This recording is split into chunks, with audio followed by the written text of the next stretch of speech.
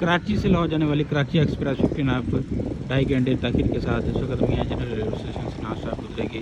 तकरीबन स्पीड जो है 109 किलोमीटर पर आवर की स्पीड है। अभी आपको इसका लाइव एक्शन दिखाते हैं। अगला स्टॉप जो होगा इसका वो साहिवाल होगा। साहिवाल के बाद ये करेगी रायवन के बाद ये लाहौर जाएगी।